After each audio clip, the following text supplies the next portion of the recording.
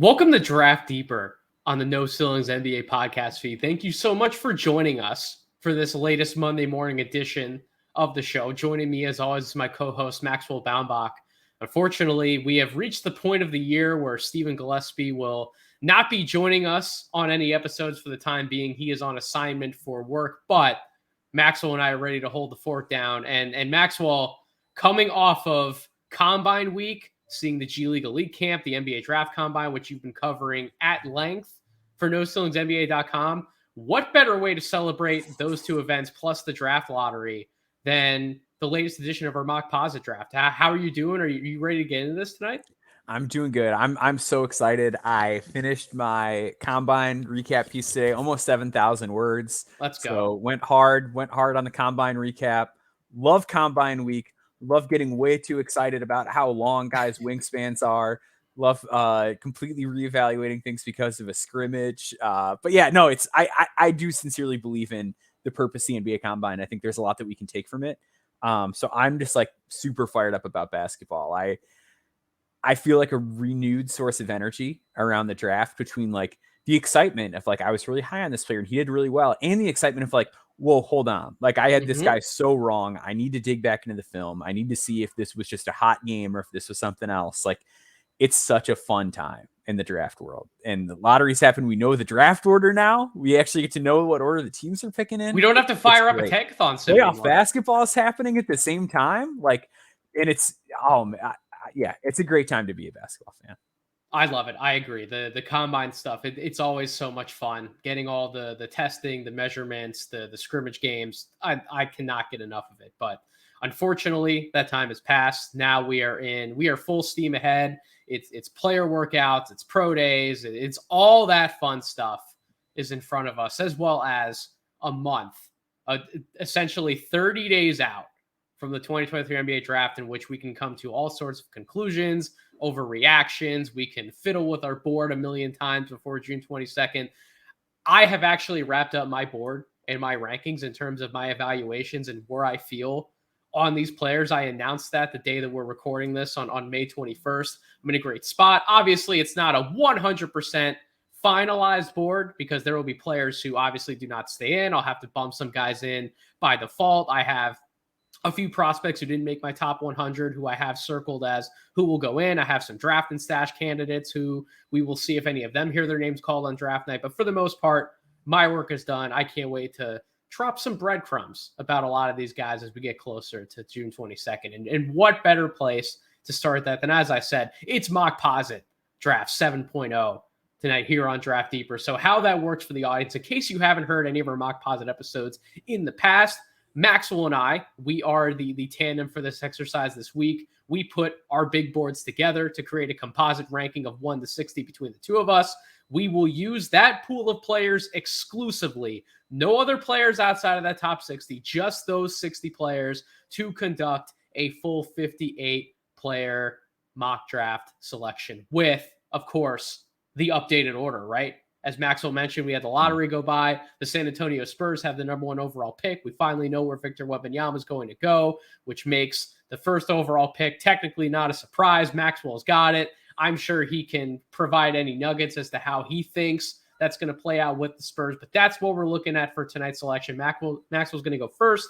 I will go second, and we will keep alternating picks all the way through till 58, because we can't just do a first round mock here. It's Draft Deeper. We got to give you a little bit more than just the first round. So Maxwell, you're on the clock, number 1 overall. I spoiled it. I know I did, but what do you still think about Victor Wembanyama to the Spurs? Well, yeah, real quick, I want to do a little bit of like tiny bit of housekeeping. So sure. As we mentioned, this is a composite of our boards. This was taken from the last time we submitted our composite boards to No Ceiling. So this is from about a week ago. So This is pre-combine. So if you're wondering like, where's Tristan Vucevic? Look, I got taken out there. But if you're wondering, hey, where's Ben Shepherd? Where's Omax Prosper? We nailed it. We got those guys on there. But yeah, guys like Seth Lundy, who I know that we were both really big on, who like, I played it too cute with Lundy. I was ranking him like 62 all year because I was like, oh, he's going to go undrafted. And that's the kind of undrafted guy I want. Probably going to have to draft him now. So there are a few guys that are missing. And there's conversely a couple of guys that didn't do so hot in Chicago this week that may still be in there. So that's a great point, Maxwell. Fantastic point. Yeah, even a guy like Dylan Jones, I think, is a guy that we kind of like is an upside of that. I think a lot of people. I have Dylan Jones right now on my updated board that I just mentioned. I have 60. I really like him. Yeah, I do too. I liked him a lot. Preseason was a no stone guy, and then like throughout the year, like man, shout out to Bryce Simon at Draft Digest because he was on me about Dylan Jones at points this year, and I was like, I don't know, like another year, whatever. And then like he was in great shape at the combine, defended really well. Definitely a guy that I would now swing on that I probably wouldn't have a couple weeks ago. So shout out to Dylan Jones, shout out to Bryce Simon for nailing that eval. But nevertheless, I'm on the board with the San Antonio Spurs, and I'm going to take Victor Wembanyama for Metropolitans 92. He is the best player in this draft. He is the he won like every award in the French league. Like he won like best young player, MVP, like 80 defensive player of the year. Like he legit won every award in that league. He's awesome. He's 7'5". He's gonna shoot. The 3-point percentage isn't crazy right now, but he's getting to be very experimental and take a lot of looks that he probably won't take right away in the NBA. Maybe in time he will. Sure. But yeah, he's exploring the studio space and doing everything he wants out there for a fantastic pro team that is that just won a playoff game today. 22 points, 10 rebounds, 5 assists, 2 blocks, 2 steals in a playoff game. Like, come on. He's real steals. Don't overthink it. It's Victor number 1. I agree. It is Victor number 1, which leaves me on the clock at number 2, the Charlotte Hornets. There's going to be an incredible amount of debate as to what should the Hornets do with this pick. In case you missed it, we did actually publish a piece over on NoCeilingsNBA.com last week in which a few of us got together as a panel, and we both, a bunch of us wrote about what should the Charlotte Hornets do with number 2 overall, right? Who should they ultimately select with that pick? As I answered in that, as I'm going to be answering for a piece that I'm writing as well early on in the week regarding some of the scenarios that may play out with these draft picks, I would take Scoot Henderson. This is not a surprise to me. Scoot Henderson's been number 2 on my board all year long. That is not going to change. I understand the arguments for Brandon Miller at number 2. I really do.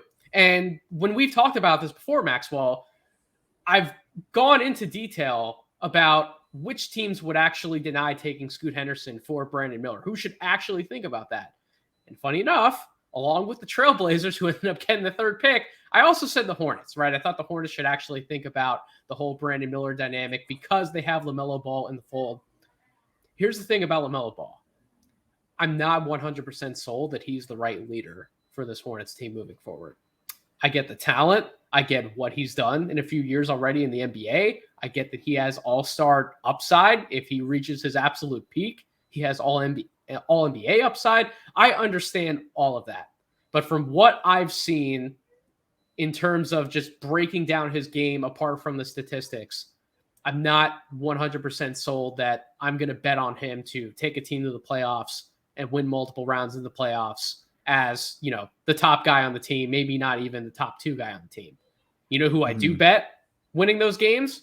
I bet on Scoot Henderson. I bet on the guy who I know from day one is going to do every single thing in his power to be the best version of himself that he can be.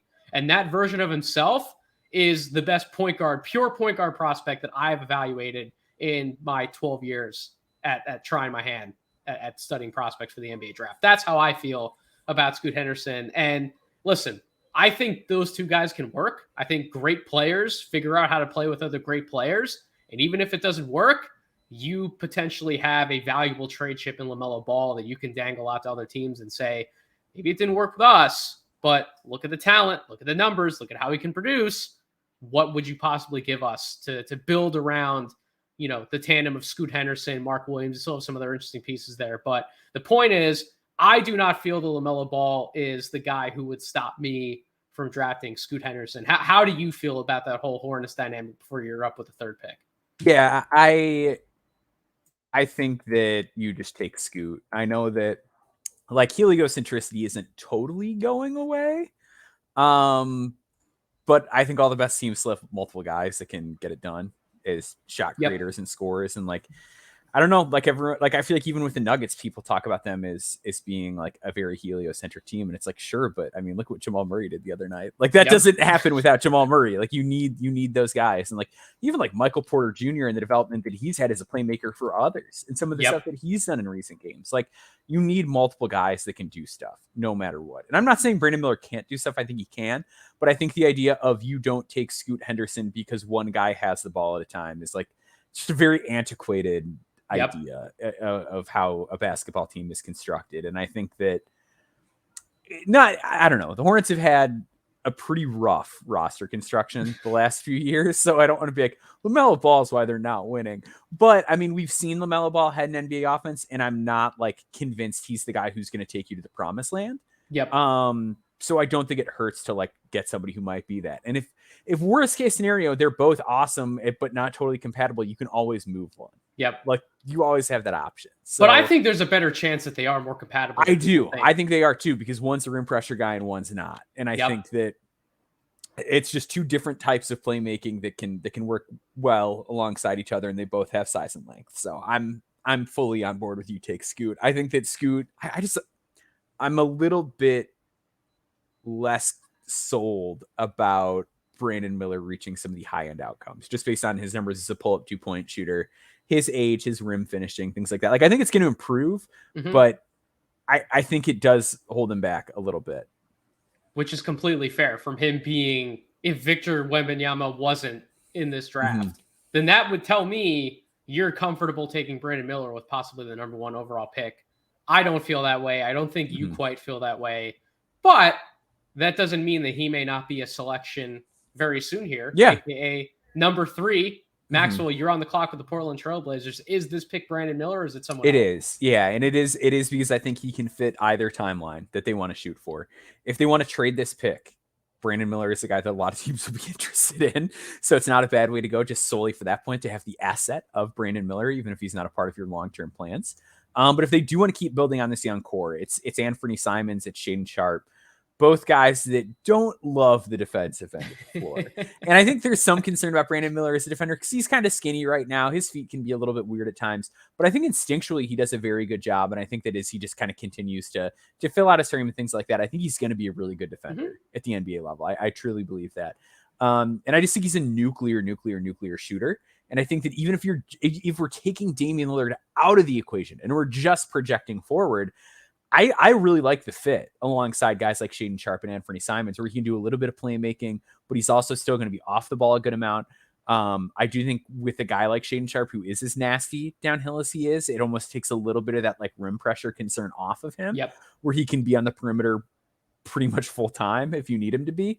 And if you are going to play with Lillard, I think that he's probably the most like, if the Portland front office is just looking at it from the perspective of we want guys around Dame, this is probably the most ready to contribute to an NBA team guy. They don't have any other small forwards on the roster who are legitimately ready at the catch and shoot for anything that Dame's doing at a pick and roll, those kickouts. Like they need someone like a Brandon Miller on the roster. They're talking about trading the pick. Even if they go out there and they find some sort of quote unquote star small forward, they're still kind of looking for a guy that fits the mold of a Brandon Miller. So he is ideal for them. Yeah. And I think, as I mentioned earlier, like I'm not totally sold on like the superstar outcomes for Brandon Miller, but I think they're like pretty attainable star outcomes. Not superstar, but star, like a guy who can make an all-star team or two. Yeah, like third banana. Yeah. He's a nuclear 3-point shooter. He offers fantastic positional rebounding. Like he's a really, really great rebounder. Grab and go. Yeah, and I think that exactly. He's a really good playmaker, sees the floor well. And I think a really underrated part of Brandon Miller's game is I think obviously just like big can shoot. Like that's like playoff guy material stuff. Like whenever you hear people talk about like drafting for the playoffs, right? Like Brandon Miller fits that. But I think one of his best skills is that when the game is not going his way, he still finds ways to bring a lot of value to the game. And I think with the guys that we'll talk about later with the combine this week, like it's pretty evident, like some of the guys just don't have that. And Brandon Miller's not one of those guys. He gets after it on defense when the shot isn't going. He gets after it on the glass. He sets other guys up. You still can never ignore him because of his 3-point shooting range, even when the shot isn't falling. Like he's a really great player, and I love him at 3, regardless of where the Blazers are going as an organization. I agree. I think even though I don't have him ahead of someone like Scoot, because I think when the game breaks down at its tightest moments, I trust Scoot to be able to get his own shot better in those quote unquote star areas of the floor than I do Brandon Miller. But if we're just eliminating that from the equation and we're looking at him versus some of these other guys in the field, I think Brandon Miller did more than enough at Alabama this year to separate himself from the other guys that we're going to choose in this mock draft scenario. So, all right, Brandon Miller at number 3. I'm up for the Houston Rockets. I have the 4th overall pick. Boy, I could go a number of different directions with this pick. I've laid out a number of interesting scenarios on social media over the weekend about, what if I went this direction, then I went this way at 20, and then maybe trade into the first round to get another piece. Houston can do a variety of things, whether they want to package some assets together to consolidate or use their picks and continue to try to build around Jalen Green, Tari Eason, Jabari Smith, Alperen Şengün. That last name, though, intrigues me the most, Alperen Şengün, because if you believe in Şengün, he's the type of big man you can do things with that other teams just can't do in terms of running an offense in the half court, having him at certain areas of the floor, operating from the elbows, passing guys open, operating in DHO sets. He is such a unique element to the offense, and we're seeing how it can work at its absolute peak. No one's calling him Jokic, but I'm just saying, you see how it can work when you have the right system built around a big man passer like that. Well, even the Kings. Even for the Kings, right? Domantas Sabonis is doing a lot of the same stuff. And it almost makes you think about, we want to give the Rockets a point guard. And I think that's why I rushed to social media along with a lot of other very well-known names in the media space, putting Amen Thompson to the Houston Rockets. A lot of people wanted to do that dynamic backcourt, right? The amount of athleticism that could be fueled there between having Jalen Green as well as Amen Thompson. You have multiple guys able to work off of each other, put rim pressure. Şengün can pass Amen Thompson open in certain off-ball schemes. But why wouldn't you go Ausar Thompson if you really do want to go a Thompson twin? And I think that's where I'm going. I'm going to take Ausar Thompson 4th to the Houston Rockets because I believe in a lot of the same passing instincts are there for Ausar than Amen. Maybe Amen's a little flashier, but I think Ausar has plenty of playmaking field to play off of either Alperen Şengün or split responsibilities with Jalen Green, who, regardless of who ends up manning that position for the Rockets, they're not going to just shove Jalen Green in the corner and be like, you're not going to operate in all these different pick and roll scenarios, and we're not going to put the ball in your hands either, right? And I trust Ausar shooting right now more than Amen, obviously. I think he can also get to the rim. I get there's finishing concerns, but I think he does enough to get himself to spots to where he can get better at finishing. I like how he sets himself up. I like how he can set others up. And then defensively, I actually do like Ausar within a team construct defending more than I do Amen Thompson right now. So I would agree with that. I think for all of those reasons, because you have two pieces like Jalen Green and Alperen Şengün, I'm going to go with Ausar for the Houston Rockets. Now, Maxwell, I'm curious of your thoughts on that, but I will also say, if this were, let's say this was the Spurs who dropped to number 4 and the Spurs were here, I would select Amen Thompson for the Spurs because I don't think there's anyone within that offense outside of Devin Vassell who would command any sort of reps like that on the ball within the offense. And I think they need somebody like Amen Thompson to take lion's share of that offense. I think because you have those other two guys there in Houston, I've actually talked myself into Ausar. Your thoughts? I still like Amen. I still think Amen has the higher ceiling. And if I'm the Rockets, I'm like just swinging for the fences at this point. Even if I think the shot is further behind and I think he's worse at the complementary elements of basketball than his brother. I like Amen here because I think the Rocket situation with Ime Udoka as the head coach is exactly what Amen Thompson needs. Okay. And I think he's the guy that's going to unleash that upside because I think, so I've got a glut of guys in this tier. I think with Amen, he needs to do stuff without the ball on offense. Yeah, he does. Because right now he likes to stand around and he's not a floor spacer. So that makes him very easy to guard because you just stand at the basket while he stands at the 3-point line. But he is just so dynamic downhill. And I think that if you can find ways to utilize him a little bit more and have him kind of running around a bit more. And I think Udoka can do that. And I think Udoka will hold him accountable when he does it. I just love that fit, and I would kind of just go with the higher upside guy. I think he's a bit better of a passer on the go than Asar is. I think that's a pretty big differentiator for me as far as their game. And I think he's a lot better as a finisher, like quite a bit better. I think Asar really they both get the like spacing excuse, like when they were having a hard time at the rim, but I think there's a real difference in terms of like their grace when they have to take a tough angle at the basket. I don't love men's angles. I wish he wasn't so contact averse, but I do think he contorts and keeps his touch better than Asar does. So I would go men just because I think the upside's higher, and I'm trying to do everything I possibly can to get high upside guys if I'm Houston. That's completely fair. So I left that other Thompson twin on the board for you at 5. You're up with the Detroit Pistons. I think I know where you're going to go with this pick. I'm curious though what your final answer is. Yeah, I'm taking somebody else in that same tier that I just mentioned. So I made the case for him at 4, but I'm not taking him at 5. I'm taking Cam Whitmore at 5. I like Cam a lot, and I think that this is like a great dual fit. This Detroit team still needs a lot of shooting on it. When they traded Sadiq Bey, it took away just like another perimeter option on a team that is not a great 3-point shooting team.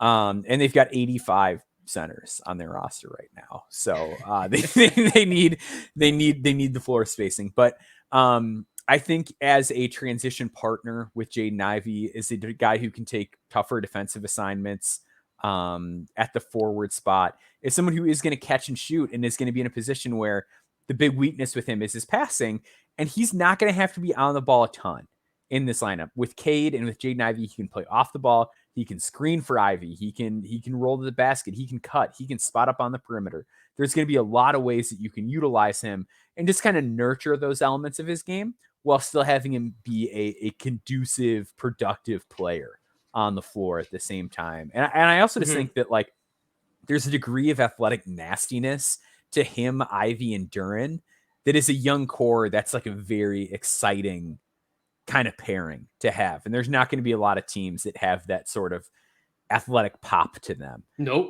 So I love the fit. I love what he's going to bring defensively. I really buy the jump shot with him.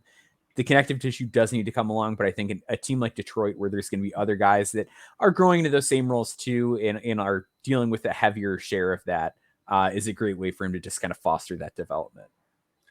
My favorite fit in the lottery is Cam Whitmore, I think by a mile to the Pistons than anywhere else. 100% in agreement. We are going to take a very quick break. When we come back, we will continue on our Mockposite exercise in the lottery.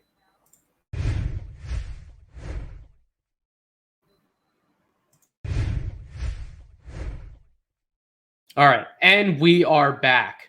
I am up number 6 overall, the Orlando Magic. So we have taken the top 4 players in our composite rankings, which were Victor Wembanyama, Scoot Henderson, Brandon Miller, and Cam Whitmore in that order. And I reached a little bit down the board to take Asar at 4 overall. He has 8 in our rankings. So Amen's still on the board. There are some other fun options on the board. I am actually going to go with Taylor Hendricks. Oh, what? I'm going to go Taylor Hendricks. That's who I was eyeing. Okay. So the reason why I'm going to take Taylor Hendricks is there's been a lot of talk about who actually fits with this Orlando Magic roster and what they should look to do from a roster construction standpoint. I think Taylor Hendricks slots in perfectly in between Paolo and whoever else you want to play at center, whether that's Wendell Carter, whether that's Bol getting some minutes at the 5, and then you still have this massive lineup of, let's say it's Wendell Carter, Taylor Hendricks, Paolo, Franz, insert point guard here, likely Fultz or Suggs, one of the two. Either way, I like Franz at the 2. While I do see value in him being a 3 long-term and Paolo being the 4, I think Franz handled playing the shooting guard position very well this year for Orlando. He did quite a bit of it because they don't have a natural 2 guard, and they could still swing around and get another 2 guard at some point in this lottery. Spoiler alert, pick number 11 coming up. But even if that is his destiny to play the 2, when you talk about having guys like Paolo Banchero defensively and guys like Franz Wagner defensively who don't move as quick as we'd probably like them to within certain concepts, defending against certain players. What better way to sort of hide some of those deficiencies by default than just having this jumbo sized lineup on the floor where they just take up so much space naturally and they're able to cover a lot easier for everyone else. And you'd have a guy like Wendell Carter who has good defensive instincts defending around the basket. You bring in Taylor Hendricks, who is arguably the best weak side shot blocker in this entire draft class, who's not named Victor Wembanyama, and you put him next to somebody like a Wendell Carter. Now you're talking about essentially making sure there's always going to be a presence defending shots around the basket while also having these other two guys in the wings who can just take up space, dig down, and it makes it incredibly hard for guys to really get the types of shots that they want. And then, oh, by the way, you still have Fultz defending at the point of attack or Suggs. So that, to me, is a lineup that can succeed defensively and sort of mask some of those deficiencies while also keeping the floor space for everyone else on offense, because Taylor Hendricks is one of the best spot-up shooters that we have in this class, certainly the best at his,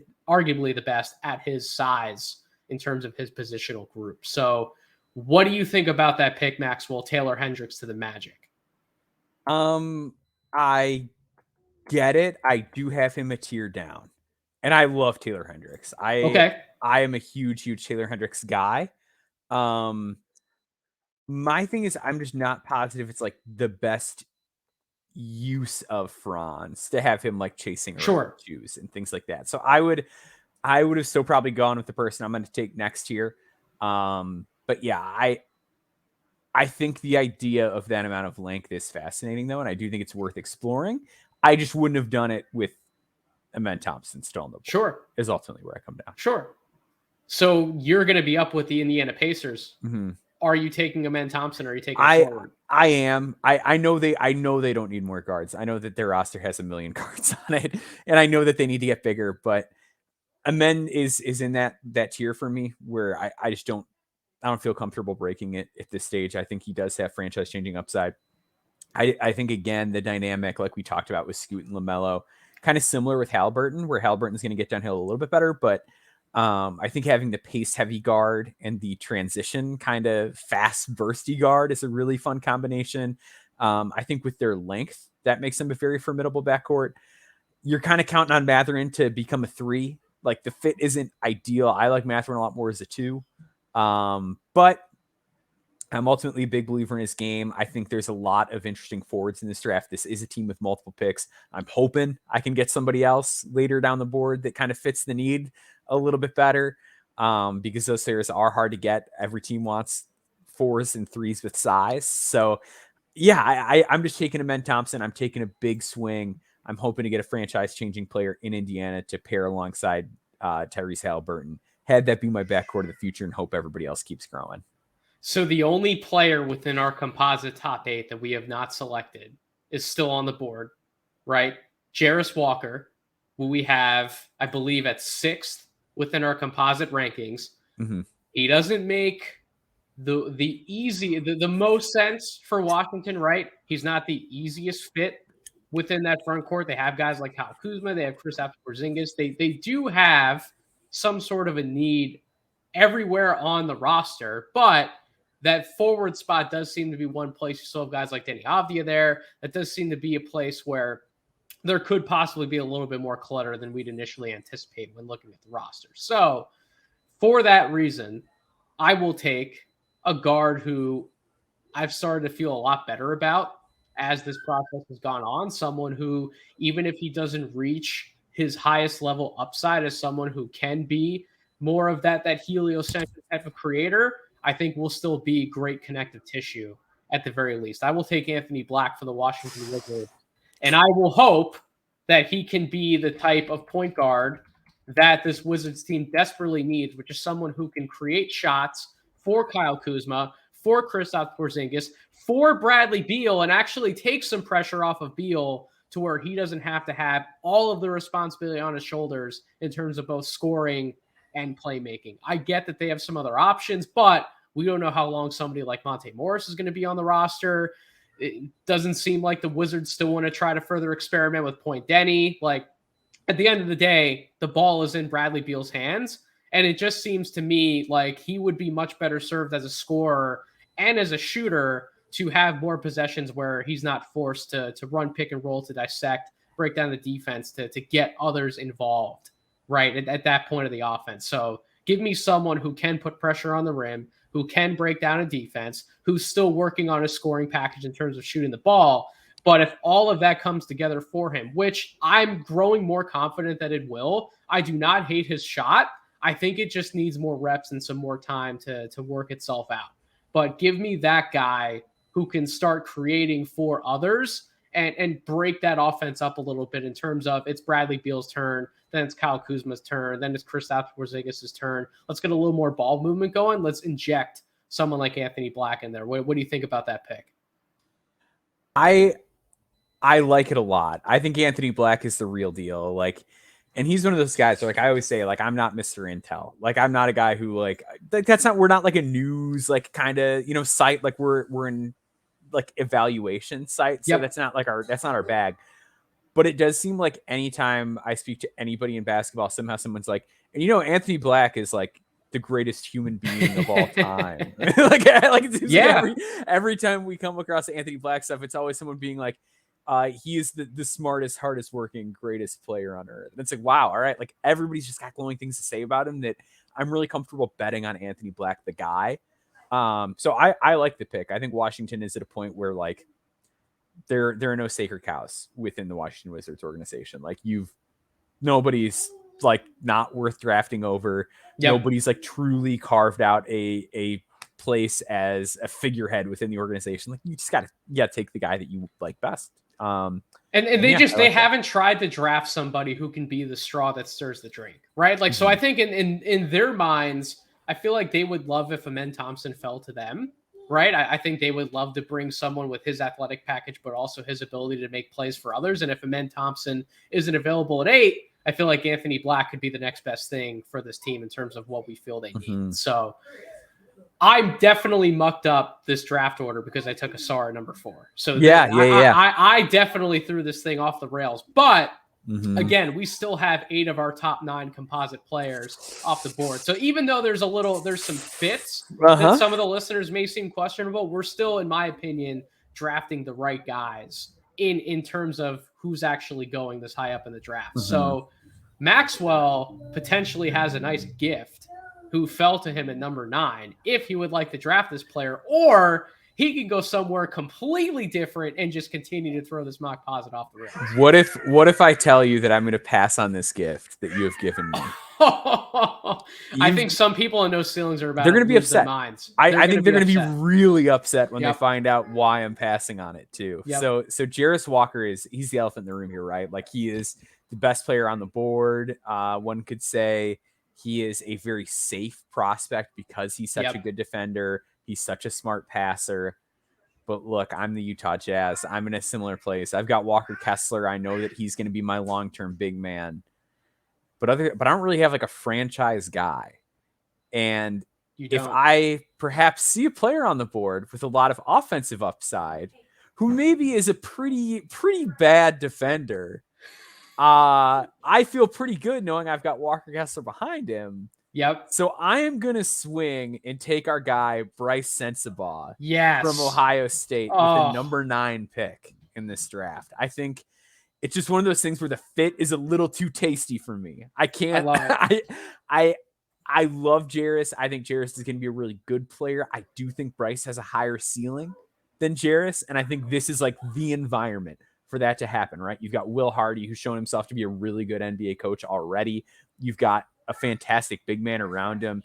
Even at like the wing spot, you've got Ochai, who I'm like pretty comfortable like giving a tougher defensive assignment to if I need to. As he continues to develop, they're still just kind of thin on those wings, man. Like they can either play giant or they end up playing a little bit small, playing 2 guards and things like that. And I think Bryce is a great roster fit, but I also think he's he might be the highest upside player on the board at this stage.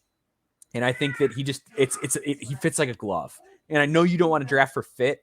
And I think there could be an argument that like a Jarris Walker Kessler defense would be unbelievable. And it would be, don't get me wrong. I think I'm just a little bit lower on the Jarris shot coming around. And And I'm just So not that wild about reason, the shot is exactly why I did not take him at number 6. He was Yeah, the other yeah. player who I obviously had in consideration at number 6.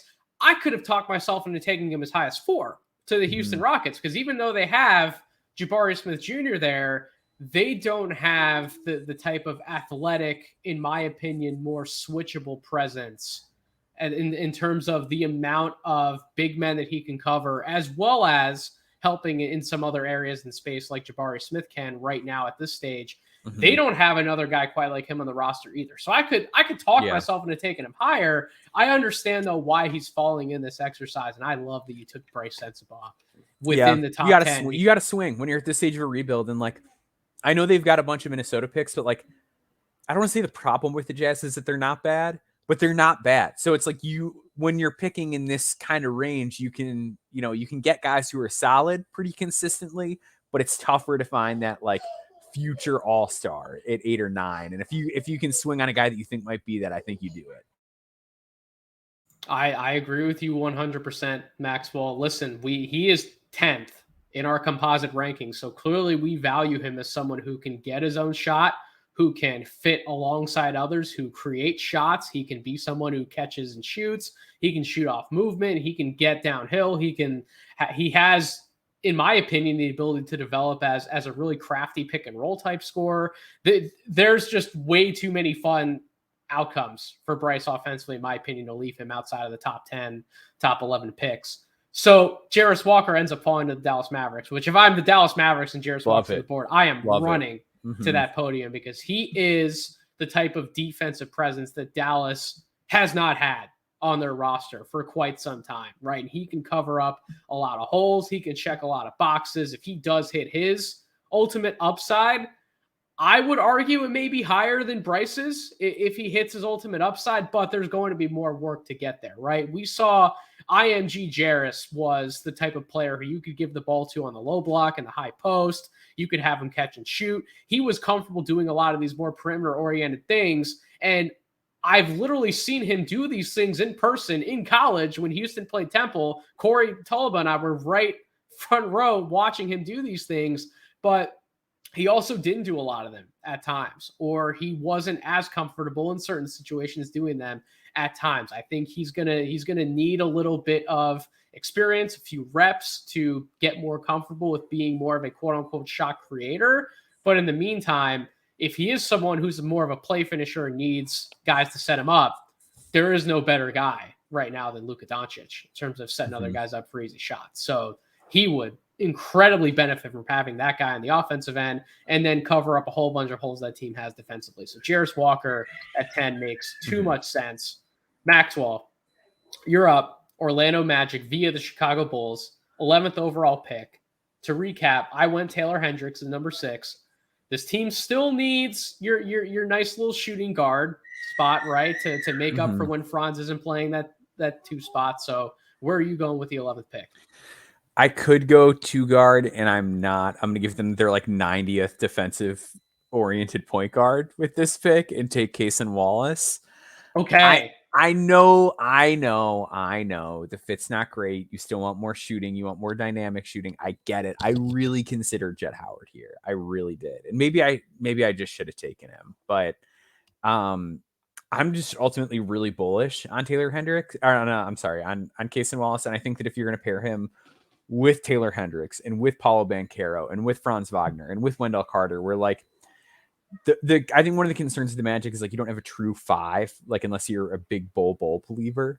So, and even then, like he weighs 150 pounds. I didn't look that up. That's my estimate. But yeah, I think that you kind of want to take defense wherever you can get it. If you're not going to have like a true defensive anchor rim protector.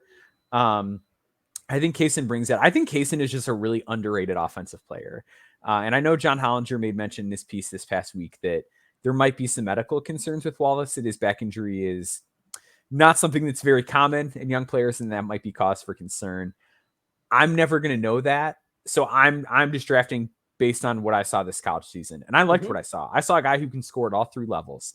And his shot did taper off a bit later in the year. He did look a bit stiff later in the year, but he also continued to get to the rim late in the year. He grew as a playmaker later in the year. His handle looked better. He was making better reads. He still got at it defensively. If he was able to do that through a back injury, I'm very optimistic about what a fully healthy Cason Wallace can look like, if he can be that. I think he's just worth a swing. I think if you just look at the rim pressure numbers from guards in this class, he's one of the best. Kobe Buffkin got there a lot, but he got there assisted a lot. Yeah, I'm just a huge believer in what Cason Wallace is going to do. 6'8" wingspan too helps every inch. Helps him guard twos, right? So if he is playing next to another point guard, him and Suggs, you can find ways to do it if they can shoot. And I do think Cason can shoot. So like really good pull-up 2-point shooter, better on pull-up threes than a lot of other guards in this class too. Pretty good taking those under pick and rolls. Like I don't think guys are going to love to go under on him in time. You know what number that you threw out in one of your pieces absolutely like blew my mind. And I was like, oh shit, we need to think about Cason Wallace a little more. When you laid out how much he got to the rim unassisted and how he finished on those looks, like we knew he had the floater game. Really, we knew he could make an open jump shot. Rim. We knew he could make like a pull-up mid-range shot. But when you add that third level at the basket, which is an underrated, aspect of guards' offensive games, in my opinion, you add that to the mix, and you're looking at, in terms of skill package, one of the more complete guards that we have. A big reason why I could have taken Cason Wallace at number 8 to the Washington Wizards, and I could have had him playing alongside Bradley Beal. And even what you're doing with the Magic here, Maxwell, I think our 2 picks, even though they might not be what consensus is thinking about, you're giving the Magic freedom to play all of these different lineups, right? You're giving them lineup versatility by default, all these different mix and match combinations. And the more that we watch playoff basketball, if we do want to talk about drafting for the playoffs, the more I think we need a team to have those versatility in terms of creating different lineups and just being able to give a coach the ability to go down his bench or look at this different lineup construction or that and say, you know what, maybe this didn't work for us, but we do have confidence because we were able to try this in the regular season. Let's go a little differently. Let's try that. And I think that's what we're doing with the Magic right here with these picks. And I love that you took a different approach and you went somewhere like Cason Wallace. And in order be damned, we're still picking our top 11 players in our composite ranking. So I love that we did that. Okay. I'm on the board at number 12. I'm in a tough spot because I know what's been mocked. There are 2 guys who are much more popular picks amongst consensus for the Oklahoma City Thunder. There's a guy who I really love who I could also talk myself into taking, but I'm not going to do it. I'm going to make the pick that I've been arguing for the Thunder for weeks now, and that's Derek Lively. I'm going to take Derek Lively for the Oklahoma City Thunder. The reason why I'm doing that is I buy his defense around the basket from day one. I buy his shot blocking ability, his rim protection, his rim deterrence. Even though he isn't this massive body either in terms of girth, I still like his overall size and his athletic package at over 7 feet, right? He's 7'1", gives you another option to defend the basket, somebody else to put next to Chet Holmgren. And when you have both of those guys on the floor at the same time, good luck finishing around the basket unless you're one of the bigger centers in the league, like a Joel Embiid or a Nikola Jokic, right? If you're a team that prides itself around driving to the basket, getting different looks off penetration, good luck doing that against those 2 shot blockers because they're 2 of the best that we have out of the last 2 drafts. They're both smart players. I do buy their instincts, their timing, their leaping ability in the case of Lively. And then the other interesting aspect to Lively's game that Rafael Barlow's been calling out because he's been at the Combine this past week, he's knocking down some jump shots, Maxwell. 3-point shots apparently looking really solid. And I get that that's not going to be in his game from day one in the NBA, but if you already get his high-level finishing ability in terms of lobs, catches, offensive rebounds, you get the passing that we've talked about on this podcast out of the short roll, kicking the ball out off of an offensive rebound when it needs to go out. And then you get the deep shot making potentially thrown in there, year 2, year 3, year 4. This could be one of the most intriguing front court pieces that we have in the draft. And a big reason why I have a lottery grade on him. There are some other names, and I'm sure you might throw out a few that I could have went with, but I'm just going to go with Derek Lively. I think it's a good pick if I were the Thunder. Yeah, I like it a lot. I think he's really good. And I think that pairing him with guys like Chet, especially with the stuff Chet can do as a passer, with him in the dunker spot, like he just fits that roster really well. Like, he helps with the rebounding. He's It's going to the generate passing for me extra too. possessions. Like, And yeah, that's the thing, is he's like, they love guys that can pass, and like he can really pass, especially after a rebound. Like, he's great. He's great. so you're up, pick number 13 for the Toronto Raptors. Again, Yeah. a number of fascinating directions you can go. What are you going to do with it? Yeah, I'm going to be kind of, I don't know. I think they've got some really serious issues here. My daughter is currently grabbing my foot and going crazy. She might be making a guest appearance on the show here. I think this is still a team that desperately needs shooting and playmaking, and I don't love some of the upside bets given like the overlap that they have with some of the other players on the roster currently. I'm gonna take Jet Howard here. Okay. I know this is like a guy that's been falling down boards and whatever, but I think Jet is still a really good playmaker, a really good movement shooter. Like, his touch is genuinely special. I wrote about him a couple weeks back. Like, the only guys who have his free throw percentage, long two percentage, and 3-point percentage as a high major freshman are like Malik Monk and Trae Young. Like, it's 6'7". There aren't a lot of guys that can put the ball in the basket like I can. I do think the ankle injuries sapped him pretty significantly. I think if you look at the film at the beginning of the year, he was moving a lot better. And I do think he did better at some of like the defensive fundamental stuff later in the year because he had to. Because he couldn't move. So when a guy is struggling to get back on offense, that's how you know they're actually hurt. You know, when a guy's hobbling, I can't really go defend. That's one thing. But when a guy doesn't want to get back on offense, that's how you know they're in real pain. And that's the case with Jet Howard. I think he brings them some shooting, and I do think he's another guy that's going to help move the ball on a team that kind of struggled to do that. So I think he fills two needs, even if it is like, are you just taking Gary Trent with worse defense? I might be, maybe, but I think he's got a little bit more playmaking juice than Gary Trent did. I think you're taking a guy who's 3 to 4 inches taller, someone who I trust as a secondary playmaker, operating out of DHO sets, pick and roll sets, and then you talked about all the shooting versatility with him. That team just needs versatility, scoring, and playmaking in the half court period. In any way you can get it. Jet Howard, I would agree with you, in my opinion, is the best fit to do that we have left on the board. My turn to make a selection at 14 for the New Orleans Pelicans to close out the lottery, a team that I get that they had their struggles this year. A lot of that had to do with Zion Williamson's health or lack thereof. Brandon Ingram was hurt a lot more than we'd care to admit. Their two stars were out. So it was CJ McCollum and a cast of guys who weren't quite ready to step up into the role that they were asked to step up to. So honestly, anytime you look at a squad in the NBA and they're without their two best players for significant portions of the year, they're probably not going to do as well as we would have initially projected them to. Still, I think they have a ton of good pieces on the roster to keep building around. I think they have a legitimate future that they can continue to add to this offseason. So I still think they have a little bit more freedom to go off the board with this pick, which is why I'm going to go with the guy that I would have loved to go with at pick 12. I didn't. I'm going to take him here. Bilal Coulibaly. Everyone at this point who listens to the Draft Deeper podcast, who just follows me on social media, knows that I can't stop talking about Bilal Coulibaly. But nevertheless, what hasn't he shown at Met 92 at this point? Now he's playing playoff minutes, put up an efficient 10 points, grabbed a few boards for that team in a playoff setting.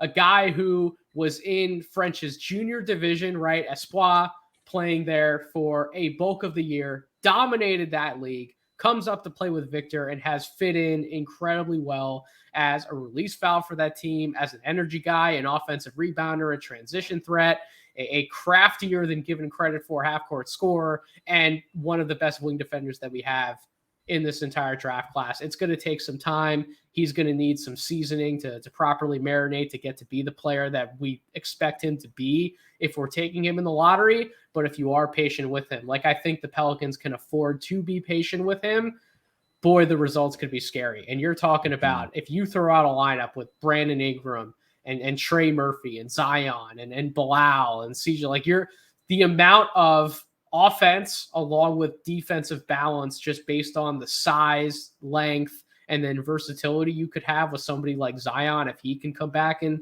play the type of defense that we know is there inside of him.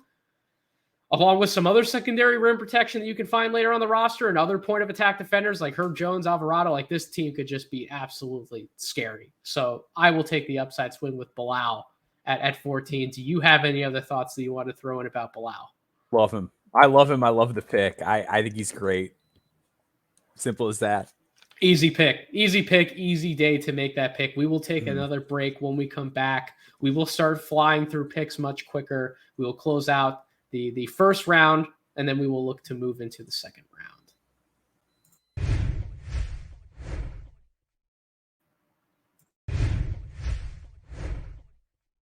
All right, and we are back. Maxwell, we will start flying through these picks a little bit quicker. Pick 15, the Atlanta Hawks. You are on the clock.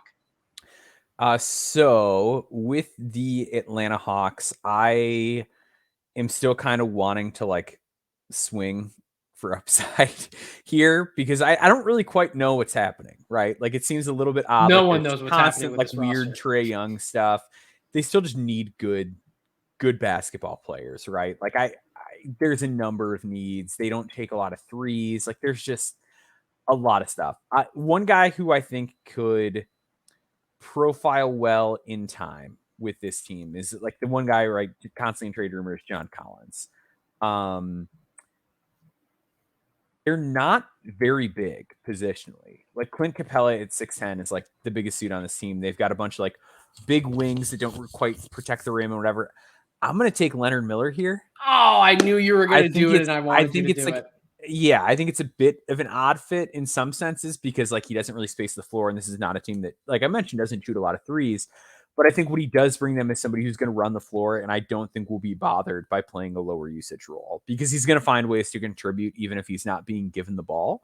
So I think for that reason alone, he's going to fit. But I think you're going to hope that AJ Griffin is going to keep coming along, and you're going to hope that like that in and of itself is going to generate more 3-point looks. His development is it me or like when you watch the Hawks, they seem a little soft, right? And like I know that like Trae Young's like built for the playoffs. Like I know that he is that guy, Ice Trae. But when you look at some of the other pieces on the roster, there just seems to be an ingredient missing. And I'm not going to call one particular player soft. Like I'm not going to do that to insult a bunch of NBA players. But there just seems to be that ingredient missing, that muck up ingredient that Leonard Miller just seems perfect to come in and play from day one. For sure. And I think that there are ways that like, right, we're both kind of optimistic about him eventually becoming a guy that can maybe play 5 in a pinch. And like, I think if everything hits with this team, there are going to be ways that you can do that with like Sadiq Bey, with AJ Griffin, whatever. Like, I just kind of like how he fits. I like how he fits with the current core, and I like how he fits with the youngest core that they have. And yeah, I'm just a firm believer he's a guy who's going to find a way. So I really like him in Atlanta. And if you look at the way that they developed John Collins, I think him and Leonard actually kind of had some of the same flaws, like coming into the league. As far as like John Collins wasn't the best jump shooter, like didn't really even take jump shots coming out of Wake. And like that was an area where they helped him develop. So they've helped guys develop their shooting in the past. And I think that's another reason to be a little bit optimistic here. I love the pick. I thought you were going to do it. I wanted you to do it, and you did it. So congrats to you, Maxwell. I love the pick. Utah Jazz via the Timberwolves at number 16. I will take a player who, by consensus, I think has fallen a little bit to this point, given where he apparently is sitting now. And he could certainly go in the lottery when all is said and done. We don't have him ranked there compositely, but I can 100% see scenarios in which he goes there. Kobe Buffkin, the player who apparently is the best Michigan prospect, according to consensus. We have just thrown out the Jet Howard sweepstakes, apparently. But nevertheless, Kobe Buffkin would be a great fit for Utah if they went the direction of taking a wing or a forward like a Bryce Sensabaugh, if they would have taken Jarris Walker, if they don't take one of Amen, AB, or Cason Wallace. This is the type of guard they would want to swing around and take at 16. And he's not a pure point guard right now. He may never be a pure point guard, but he is a true combo who offers scoring upside, right? I love how he finishes around the basket, how he can hunt for a shot in the mid-range. He has improved as a three-point shooter. He's improved as a decision maker. His point of attack defense is something to really point out. He is a guard who isn't afraid to mix it up on the glass either. So there are a number of boxes that he can check, albeit not checking them in the quote-unquote conventional point guard way.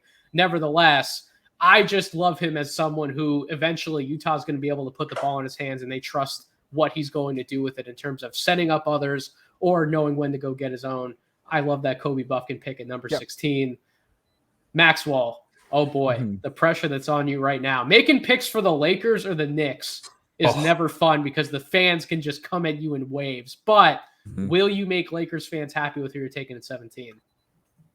I hope so. So I think this is like a play it safe pick that does fill a need, but I do think this guy's going to be a useful NBA player long term too. So I like it just in terms of what I'm getting for the 17th pick. I'm going to take Grady Dick here. Okay. Grady Dick is a guy that I've kind of gone back and forth on quite a bit. Just based on the day, the defensive film will kind of hit me differently. I think some of his reactions are really smart, and he sees the game well, but he's not very quick twitch. He's gonna have a really hard time just containing bodies at first because of how thin he is. But this is a team that doesn't shoot a lot of threes, that could use help in that area. And as they continue to kind of pursue a title, even if Grady Dick is such a mess defensively in year one, he doesn't play at all. But if he's back in year two, you're still going to have Anthony Davis. You're still going to have LeBron. You're still going to have Jared Vanderbilt. You're still going to have like these big guys that can take care of some of that defensive stuff for him. They're going to have a lot of length around him that I think there are going to be ways that he's able to hide on that end of the floor with that roster coming out of the gate.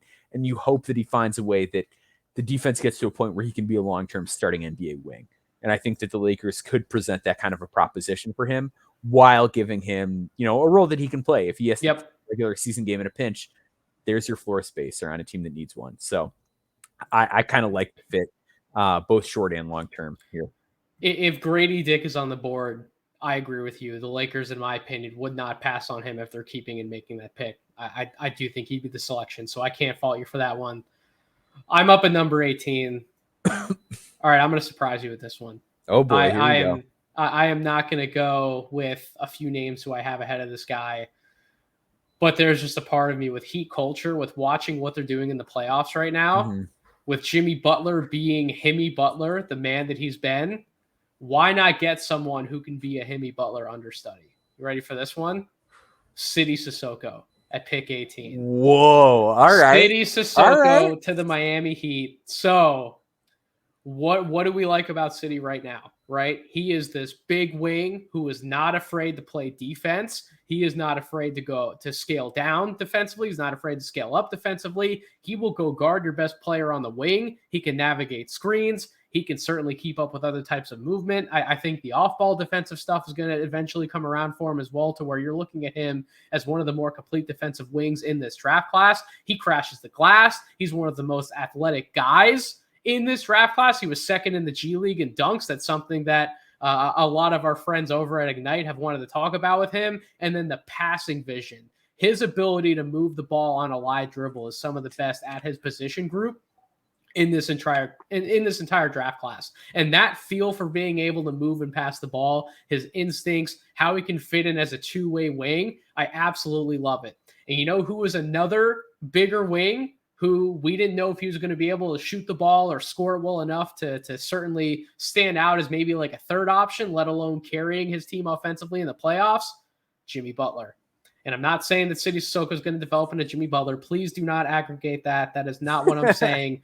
My point is there was another guy just like City who was an underrated prospect, played his way up at Portsmouth, had to prove to others that he was worthy of a draft selection. And City Sissoko is another guy who he played his way through Ignite, played his way through a pro league. He produced. He certainly produced well enough, in my opinion, to be in consideration for a top 20 pick.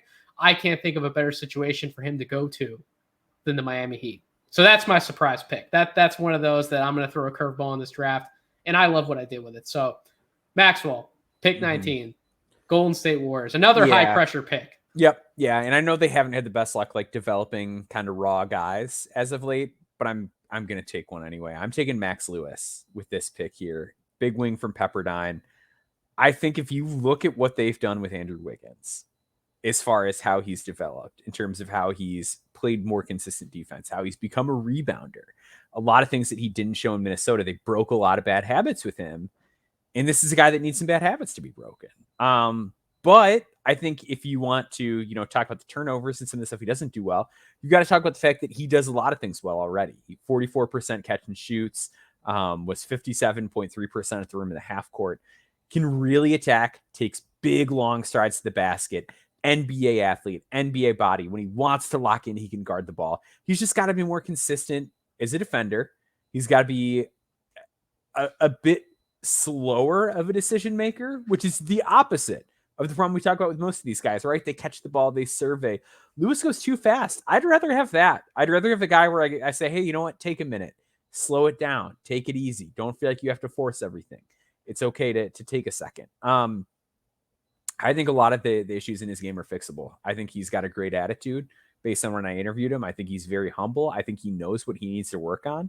And I think if you tell it to him and give him the tools to fix his problems, he's going to do it. And I think that if you just look at the raw production and skill that he has, I think he's a bet I'm willing to take.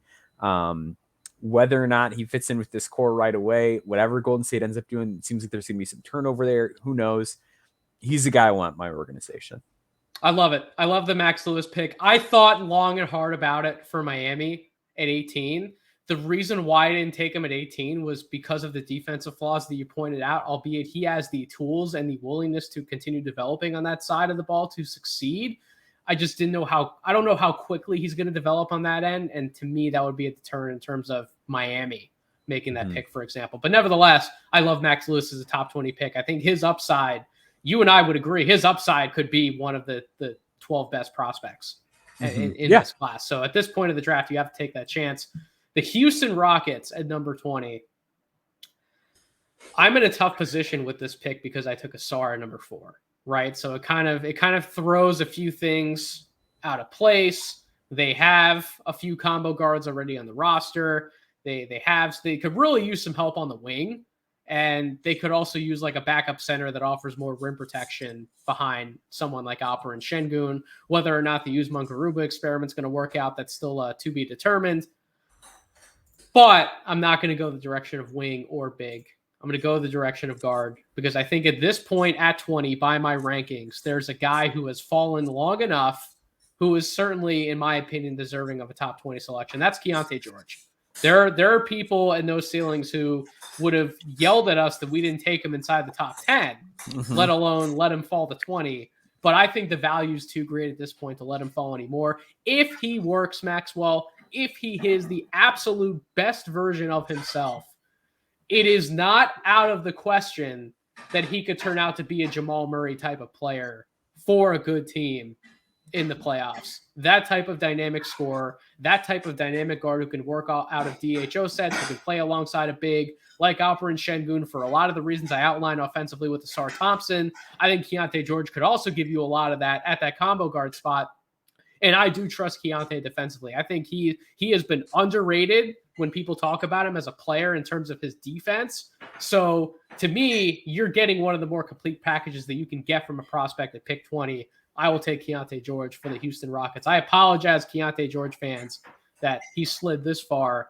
I will stop that. Maxwell, you are up, pick 21. One of 2 back-to-back picks for the Brooklyn Nets.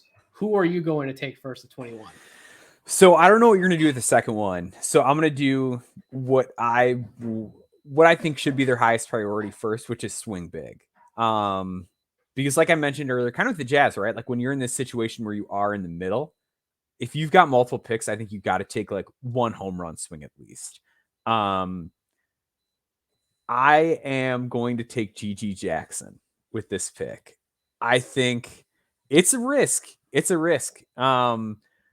But here's how I'm talking myself into it. So GG, there were some reports coming out of the combine. He had one good shooting drill, and then he was not hitting some shots. There was a report, I believe it was from either On3 or 24/7 about him looking out of shape. I believe like looking winded after 10 minutes was the quote that Tyler Rucker shared on Twitter from that article. He measured with a short wingspan, so he's got to be more big wing than energy big. Look, there's a lot of problems with GG Jackson. There's a lot of issues in his game. The defense isn't always consistent. He's not always going to pass. But look, I'm in a position, if I'm Brooklyn, where I do not have a young building block franchise piece. I've got Nick Claxton, who's 23 and can really defend. So I don't really need GG to be energy. I don't need that. Mikal Bridges is 26. I don't know that he's there for the long term. I don't know if they're going to try and blow this thing up because they can get a lot for a lot of those guys like Dorian Finney-Smith, Cam Johnson. Like anytime they want to cash in on those guys, they're going to have offers. I think Gigi's going to take time, and I think the fact that there are a lot of good forwards on this roster is actually good because I think you just say, hey, man, look, we're going to put you in the G League for a year, and you hope what happened with Leonard Miller happens with him, where it's just a strong point A to point B season. And then after that, you're in the mix because this is a guy who's exceptionally young for college basketball. And you watch that film from earlier in the year, and like the defensive motor was there, the instinct was there. I think he got a little bit dispirited just based on how the season went. But at the end of the day, this is a kid who's got awesome size, really high motor, was 17 at the start of the college basketball season, can catch and shoot. There's going to be a lot of rewiring. There's going to be a lot of habit breaking. But even just looking at the player he was 2 years ago, he's a much different player than he was then. So I don't know how established some of these habits even are. So I think you hope that you can work stuff out and develop them and turn him into the player that you want him to be, because this is sort of a ball of clay pick at this point in the draft. But I think if you're Brooklyn, like you're looking for upside here. And I don't think there's anybody with higher upside left on the board than Gigi. There isn't, and I agree with you in that if you are the Brooklyn Nets and you're going to make those back-to-back picks, you take one swing and you take a more quote-unquote guaranteed pick with the other selection, and that's what I will do. I will pair Gigi Jackson in this draft for the Nets with Jordan Hawkins out of UConn, another guy who, by some consensus boards, has certainly slid in this exercise. He's going to fill an important need for an NBA team, right? Shooting and guys who can defend their position, they will always be of value. But I still think there are too many questions about how dynamic he is when he has the ball in his hands. He can turn a corner. He can get downhill out of a DHO set, right? You run him towards the basket. I believe in him being able to get to certain spots, but the 2-point percentage has not been there for him. The at-rim finishing has not been there for him in terms of the degree that we would like it to be. He is almost exclusively a movement shooter right now with debatable passing feel, and even some of the on-ball defense stuff, depending on who he has to guard in the backcourt. If he has to guard a bigger matchup, right now there's still some questions about it. So there's a lot to like. There's also a lot to possibly not like, which is why I think he's fallen for us in this exercise. But at 22, that'd be great value for Brooklyn to pick up a player who they have plenty of experience with guys like him. They have made success with Joe Harris. They've made success with Seth Curry. Go get another guy like that in Jordan Hawkins in the first round on a cheaper contract. So that's my selection for them at 22. Maxwell, you're up at 23 for the Blazers via the Knicks. I don't know what you're going to do.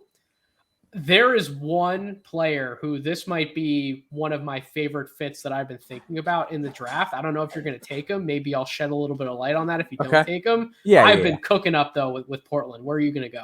I'm taking Jalen Hood-Schifino here. Okay. I think this is an organization that has been perpetually plagued by the fact that their guards are really small. I think this gives you a bigger guard. I think it gives you a straw that serves the drink on a team with a lot of guys that are kind of wired to score. Here comes the guy who's wired to pass. And I think that, again, like looking forward, even in the immediate, he can pair next to Dame and Anthony Simons, but going forward, him and Simons, like now you got a guard that's got a bit more length to him, a bit more size, a bit more creating for others oriented.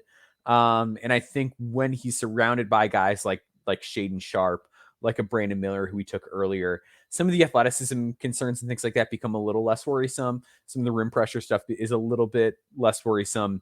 I just think he's mature. I think he's going to find ways to contribute on an NBA floor and just be that modern connector piece. I know he didn't shoot that well off the catch, but he's been so good off the dribble for so long that I do think that is eventually going to turn. I kind of like the JHS fit here. I have questions about him. He's dropped on my board to around this 22, 23 range. If he hits, he has lottery upside. He had some of the highest highs of any player that we could watch in this class on tape. But some of the questions, some of the turnover questions, some of the shooting questions, and the fact that he didn't defend up to the level that we thought he would based on the high school tape, there are just some reasons why he's fallen for me in this exercise and for Maxwell. So 23, Jalen Hood-Schifino. You did not take the player who I would have loved for the Blazers to take, which is why I'm going to swoop in and take him for the Kings, because I think they need him for the exact same reasons. James Nagy out of Barcelona.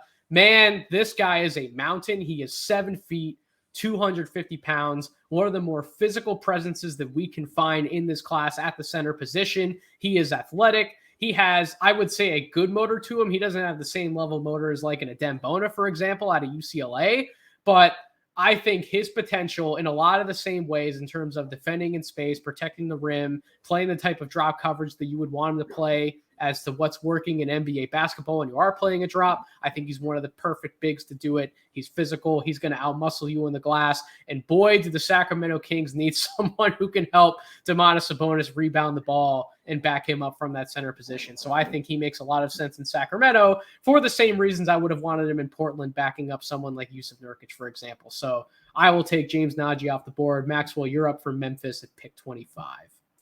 Yeah, so I think one of the big things that plagued Memphis in the playoffs was just like a lack of shooting, particularly as it comes to some of those other wing spots.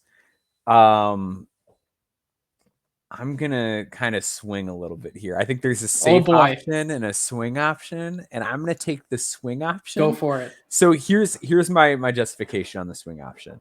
I think Jake LaRavia is gonna be that guy.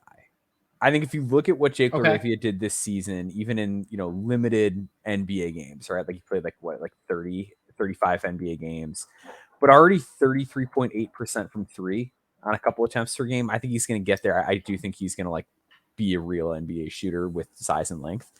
So I'm going to take a swing because I think I've got that guy. I think I've got my safe guy last year in LaRavia. I'm going to take Dariq Whitehead. Okay. This pick. So this is a guy that, look, there's real concerns. This is a guy with dual foot injuries, back-to-back foot injuries on the same foot. Not the best ball mover, nor in college, nor in high school. Even in college, even in high school, some of the finishing stuff, the numbers aren't quite what I expected them to be looking back at them. But he can really make jump shots. And I think even if you look at his defensive metrics, given how hobbled he was this year, they're not that bad. Nope. I think Dariq still has a solid path as long as he's healthy. And I think there's no question that he can make jump shots. So yeah, does the defense need work? Yes. But I think that if you can get a medical on him that says he's going to be all right, I love him for Memphis here. He's got a strong body, can really shoot it, fills that need, gives you kind of another high upside piece that to keep building with. That's the key. What does the medical look like? If the medicals check out and he's going to be back to himself within a couple of years, you're talking about a guy who at one point preseason was number 3 overall on my board. It's not that we don't believe in him. It's just there's a lot for him to overcome right now. We wish him nothing but the best. Memphis would get great value choosing him at 25. I'm up for the Indiana Pacers via the Cleveland Cavaliers. Chris Murray, to me, is an easy pick for the Pacers. It looks like Maxwell wanted to take him with his next pick. But nevertheless, he's not the springiest athlete. He's not the best mover on the court. But you know what he is? He's a cerebral player who can shoot the hell out of the ball. He knows where he needs to be. He rebounds for his position. And I don't love his defense, but I trust him enough, given how many minutes in the role he's likely to have, to recoup that value on the offensive side of the ball. So I'll take Chris Murray for the Pacers. Maxwell, sorry, bud, you got to go a different direction here for the Hornets at 27. Mm-hmm. Yeah, it's a bit of a bummer. I'm not gonna lie, I'm pretty disappointed. I really wanted Chris Murray there, and now you're gonna get a panicked pick. You're gonna get a real panic reaction. Oh boy, this is Charlotte running up to the board without a plan. Yep, it is. It is. I really thought Chris Murray was gonna be here for me, and he's not. What I think Charlotte needs is more guys that can defend, and I think they got some culture concerns, right? This is a team that has had a lot of off the court issues, and we got them Scoot Henderson earlier, correct? That's who we took for them. That is correct. I want to continue building that culture. So I'm going to take a guy that I've heard some really good character anecdotes about throughout the season, a guy with size, and baby, it's time to overreact to the NBA Combine. We're taking Olivier Maxence Prosper for the Charlotte Hornets here. We're going for it. We're reaching, but I feel pretty good because everyone said, look, this guy has improved tremendously year over year. Every year he comes back, he's playing more, he's doing more, he's scoring more. He's got this polished face-up game. Took, basically an extra 3 per game. The percentage went up. Good free throw shooter. I do think he's going to be an okay shooter in the long run. Doubled his points per game. really stays in front. I think there's a bit more to him as a passer and a Yep. ball handler based on what we saw at the combine, where like at Marquette, he just Bingo. did not have the ball, He right? was Like, running pick and rolls at the combine. Like, yeah. what are we talking about? And like his usage was like lower than you would expect because like Cam Jones can score, Kolek sets everybody up, Oso sets everybody up. Like he just wasn't in a position to have the ball very much. But I also know he can do a lot off the ball because that's what he's been doing. It's just more length, it's more size on a team that needs it at the 4 spot, the 3 spot. Is it a reach? Yeah, but I'm resetting the culture and I'm buying what he's going to be long term. By our consensus rankings, it's technically a reach at 45. However, I can guarantee that he will be higher than that on our respective boards by the time we do this exercise again before the draft. So maybe it's not as big of a reach as we think, but it is the first player we've selected up to this point in the first round who ranks outside of the first round by our composite board. I'm bringing it back. Pick 28, the Utah Jazz via the Philadelphia 76ers. That hurts to say, but I will still make a great pick for the Utah Jazz because we gave them 2 guys who, in my opinion, I think even if they aren't lighting the world on fire when they first come into the NBA, I do think certainly in Bryce's case that he will contribute. And I also think that Kobe Buffkin's going to be able to contribute in a role when he comes into the NBA as well, albeit maybe it's not his ideal role or his ideal production that we would like to have based on projection being taken near the lottery. So I think we can take a project here. Give me Noah Clowney for the Utah Jazz, someone who you and I both really like Noah Clowney. I think if he hits his upside, he is the perfect modern forward that the NBA is looking for, right? Someone who can defend in space, can switch, can guard multiple positions, can shoot the 3, was a better finisher at the rim than given credit for, someone who's going to dunk at home, better than you can give it credit for, someone who loves rebounding, particularly on the offensive glass. Noah Clowney, to me, is the type of project that Utah can take, and if it works, talk about the versatility, the athleticism that they can get at that 4 spot to complement a skilled guy like Lowry at the 3 or Bryce Sensabaugh, and then you have Walker Kessler still to help him out at that 5 spot. So Noah Clowney for the Jazz. Maxwell, you could take another player for the Pacers here at 29 via the Celtics. Who are you going with? Yeah, so this is the Pacers pick. A lot of the guys I was eyeing have come off the board in the last few picks. So again, I'm going to reach a little bit, not as we've reached on our board, but a guy that I've cooled on a little bit based on where I had ranked him last time. I'm going to take Bobby Klintman with this pick for the Pacers. Okay. This is a team that needs a lot of size. I do still ultimately buy his feel. I think he's a really good 3-point shooter too, right? Like he's like 39% from 3 this year at Wake. Track record really solid for a player with his size. I buy the mechanics. And defensively, like he's a really mobile guy. He's going to use some extra weak side rim protection, which like defensively, we're putting together a real monster here, right? With like Miles Turner, with Men Thompson. Like we're really putting the pieces together for this team defensively. With me taking guard for them earlier, it's like really, really important that they get size here. Is Bobby a project? Yes, but I do buy their player development. Ultimately, I think they've done a pretty good job getting guys up to speed in recent years. You look what they did with Sabonis, with Miles Turner. They've done a really good job. So I'm taking a bit of a cut, and I'm going for Bobby. And he's been all but assuredly given a first-round promise at this point. We like obviously don't know who the team is, but it is smart at this point to project him going somewhere in the first round. So at the end of the first round, he's a little bit of a mystery man. We don't know a ton about the full extent of his game because he wasn't given too much opportunity at Wake Forest, didn't do a ton until, certainly one game towards the end of the regular season. And then he did have that great shooting output in the ACC tournament. But again, a little bit of a mystery man. That's why I think it makes sense if you're going to take a swing on him to do it at the end of the first round, like Maxwell's doing with the Pacers. And at pick number 30 for the LA Clippers, boy, I could go a few interesting directions. What I will do, though, I know this guy's been billed more of as a combo guard.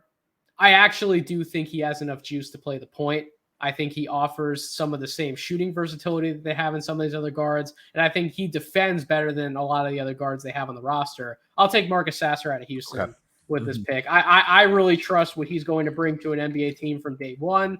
I could have certainly taken him a few spots higher. I think getting him at 30, in my opinion, is great value. I know. I think you were expecting me to go with another hot name out of the combine, but I have a feeling he will be taken at some point very soon by us. Nevertheless, I will go with Marcus Sasser. We will take one more break. When we come back, we are going to go rapid fire through the second round.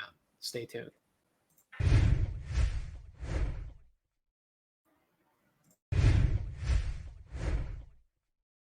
All right, Maxwell, we're back. We're going to fly through the second round, rapid fire as we did last Mockposite. You're up 31 for the Detroit Pistons. Who are you taking? Give me Brandon Pajemski. I'm just taking a guy that I think is an NBA player at this stage. Do they need a guard? Not really. Probably better than Killian Hayes. So I'm going to take Pajemski here. Sure. Then no, Brandon Pajemski makes a lot of sense. He has risen up boards, skyrocketed up boards after the combine. There is rumors he could go in the late teens, early 20s. So getting him here seems like great value from a consensus standpoint. I am up 32 to the Indiana Pacers, making another selection here. I will go Ryan Rupert. We would think that he's coming over to the NBA, but if for whatever reason he would choose to stay overseas, play another year with the NBL, maybe another professional league overseas, could be a stash option for the Pacers, who they're running out of roster spots quickly given what we're doing, even with that third two-way. So I'll take Rupert. Maxwell, 33, San Antonio Spurs, another team who is also kind of running out of roster spots quickly. Yeah, but it's a team that needs a lot of shooting. They are, and like it's Stefan Vassell, and that's that. And that's so, that. And Victor. Well, yeah, and they'll have Victor too. That he's for his position, pretty good shooter, I would say. Yep. I'm gonna give him Ben Shepherd here. Beautiful pick. I think he's a guy. He's a guy. Ben Shepherd rates out 33rd on my updated board. He's going to stay there. He showed out at the combine. Really has some more juice to his game that I think give him credit for. Charlotte Hornets, pick number 34. I will continue to give them some front court defense, some passing ability out of that front court spot, another high-low option, someone who can work with Scoot Henderson, LaMelo Ball, those DHO sets. I will take Trace Jackson Davis for the Charlotte Hornets. Maxwell, you are up. Boston via the Trailblazers, pick number 35. Yeah, I really liked TJD here. That's a bummer. Oh boy. Let's go. Let's just roll the dice. Let's go with Andre Jackson here. Like, okay, I think this is a roster that's got enough shooting on it, and they do like their bigger guards, right? Like it's a lot of Marcus Smart, it's a lot of Malcolm Brogdon, Derek White. Like they like size at those positions, and they like guys that can defend. Obviously, the shot needs a lot of work. I think you just hope that you develop it, like they did for Jaylen Brown. Like, you know what I mean? It's like they've done it. So they've got the track record of doing it. I'm taking that upside cut here. I think he kind of fits everything else they do, like with just defensive intensity, athleticism, length, size. So you just hope the shot gets to a point where it's respectable. That to me, listen, the jack of all trades, as some would like to call him, Andre Jackson could do a lot and certainly provide chaos in the back end of a lineup. 36, the Orlando Magic are up for me. They would be doing backflips if this player was still available at this point. Colby Jones, I do think he's going to be gone by the 25th pick on draft night, but in this particular exercise, he did fall, and if he were to fall, boy, Orlando could use his services. So Colby Jones at number 36, Maxwell, Oklahoma City Thunder via the Wizards at 37. Yeah, can never have too much shooting, and something you've talked about with the Thunder a little bit is that they're not a great rebounding team.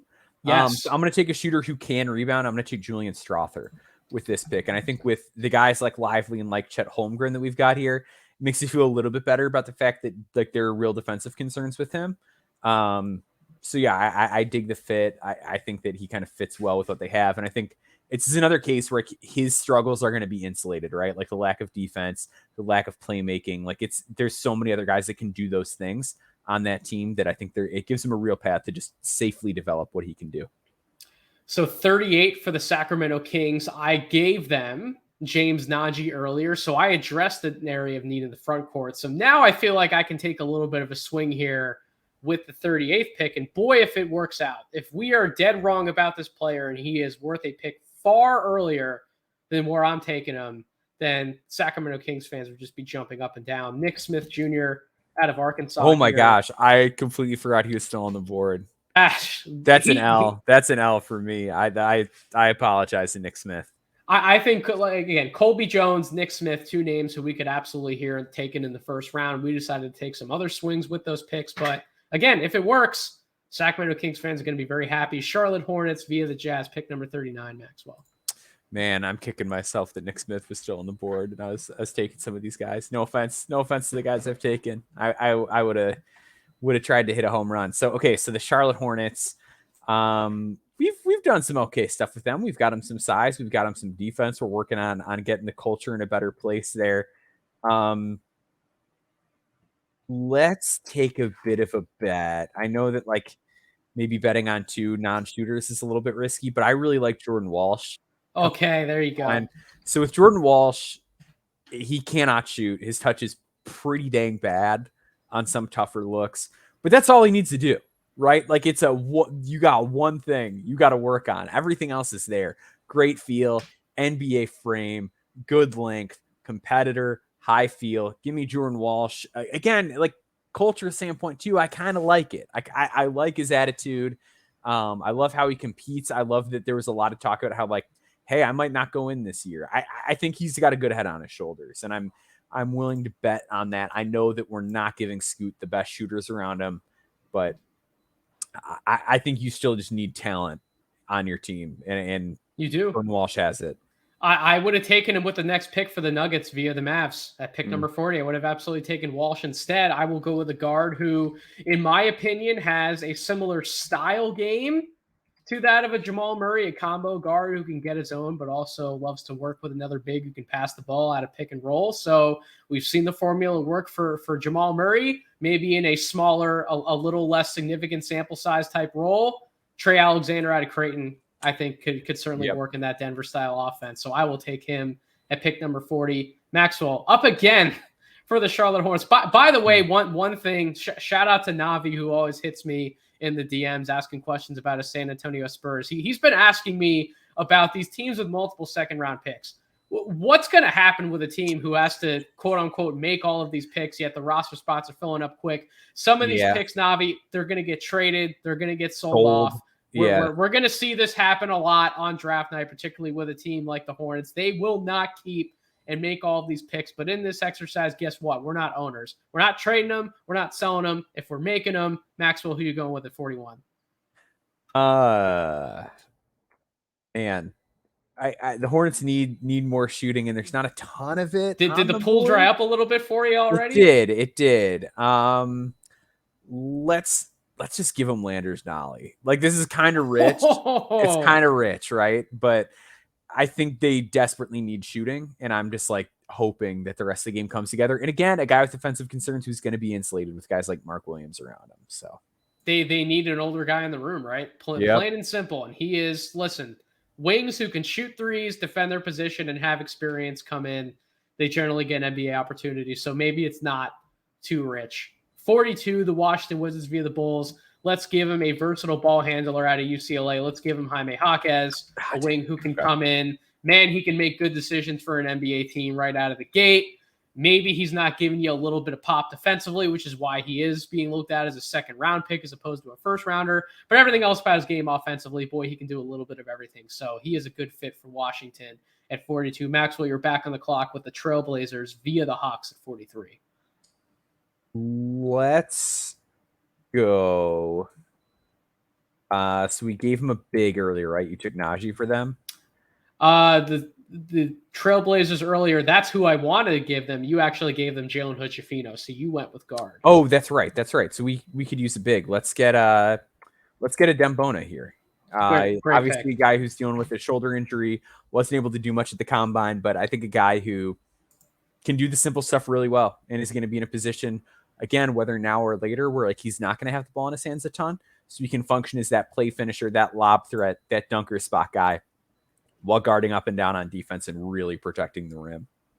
I love it. I think they could certainly use someone with his defensive acumen in that front court to back up Nurkic. 44 for the Spurs via the Raptors.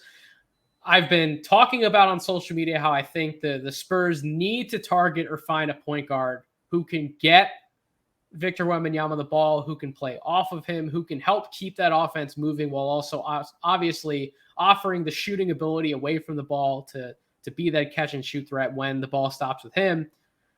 Amari Bailey's proven a combine week. He can do that. I think he'd be a great pick for the Spurs at 44. Another guy who he's not quite like the other guards they have on the roster, but still gives them some of that, offensive pop they want from a shooting perspective if everything's working for him. And he can change pace play out of pick and roll. Maxwell, 45, Memphis Grizzlies via the Timberwolves. Yeah. They like their versatile defensive big men. And I think when Jaren Jackson isn't healthy, it's like, all right, like there's just a little bit less dynamism. I mean, you've got your Brandon Clarks, you've got Xavier Tillman, you've got Steven Adams. Some of those guys are getting older. Some of those guys are on big contracts. There's all sorts of stuff going on with the CBA and the cap and things like that. They might want to move on from some of them at some point as they have to pay them more. Let's give him another one. Let's go with DeRon Holmes. Okay. Give him a nice athletic big man. Still really thin, still has some work to do, but he can pass. He's not selfish, and he's going to be able to guard up and down. Kind of suits well for the playoffs if he can hit. So we'll give him to the Grizzlies here. For once, you took one of my picks, and now I had to scramble a little bit, but I will stop scrambling because the Atlanta Hawks via the Pelicans at 46, the Hawks always need defense, and more defense. So we hope they have enough offense everywhere else in the roster, which is why a guy like Kevin McCullough could make sense on the wing for a team like Atlanta. 47, Maxwell. Oh boy, you get to do the honor of making another pick for the Los Angeles Lakers. Who are you going with? So I'm going to go kind of in a similar path still. I kind of like McCullough here. This guy, not as good of a feel player, but I'm a little bit more optimistic about his feel. And I do think that with his defense, so this is my pie in the sky comparison I threw out to you a little while ago. There's a little bit of Kyle Kuzma in him. A little bit of Kyle Kuzma. If he can get the passing feel and if he can get the jump shot to go, I'm going to take Toumani Camara for the Lakers here. That's like my ultimate, like, if everything in the world goes right scenario for him, right? But I think he's a really, really strong, physically powerful player who's going to be ready for NBA physicality, even if the skills aren't all the way there yet. Really knows how to defend, can guard up and down, super powerful, really light on his feet, very quick, can guard down well, knows how to finish plays. I think when he has the ball less, I think he's going to be a better decision maker. And he was like around 37% on catch and shoot three. So I don't think the jumper is broken. So I think if the jumper gets to a good place, right? Like this is a guy who's really physical and can really defend, that has like prototypical NBA size. So like he's very close to being a guy who could play in a playoff game. And I think that's kind of why I like Toumani Camara a lot more than a lot of people. Is I really think he's close. So I wouldn't mind, even if it's just like you're in South Bay for a year before you're ready, but I like him. So Kamara's been a guy who you and I have been talking about in those ceilings very much so recently, because he was a Portsmouth guy, and he was not only a Portsmouth guy, but he was a Portsmouth standout guy. Yep. He produced at Dayton. I think my hangups with him in the past have been, if you ask him to do a little bit too much, the package kind of falls apart a little bit. But if you have him in a role player context, if you have him around guys who can get him the ball and know how to make decisions, don't ask him to make those decisions, and he's more of a play finisher, boy, he can work to great results. And he did that at Portsmouth. He's done that at the Combine. Kamara, I think he's going to be taken in the second round, 100%. I really do. So good pick by you at 47. Clippers at pick 48. I will go with a player they sold off. I shouldn't say sold off. They traded a player very similar to this guy in Keon Johnson not that long ago. But I think if everything works for him, and if he were to stay in this draft, I don't think he will. But as of this moment, when we're making these selections, he's in the draft. I'll take Julian Phillips as a glue guy who I still think, given his defense, his size, his athletic profile, makes a lot of sense to better complement some of the other pieces on that roster. Maxwell, Cleveland Cavaliers via the Warriors at 49.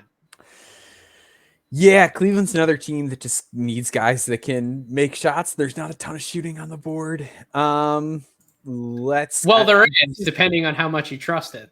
Yeah, this is why I shouldn't have taken Landers Nolly at like 25 or whatever I did. That was stupid. Let's give them.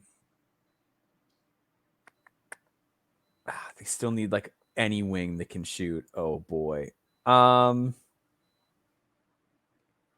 You know what? Maxwell's in a rock and a hard Let's place right here. you know what? They've got enough defenders. Let's get crazy. Let's give him Amani Bates. Okay. Let's hope the Cleveland culture is in a place that they can kind of workshop some of the flaws, because I think he tried at the combine. Like he was moving the ball, he was trying defensively.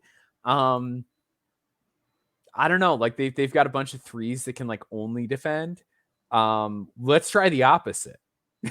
let's try a three that can only shoot. No, I do think that like there's real athletic deficiencies there. Obviously, he's not super long. Playing him alongside those two guards could be tricky. But a team with Jared Allen and Evan Mobley, maybe you can get away with it. He's the kind of swing I'm willing to take at 49 if I'm the Cavs.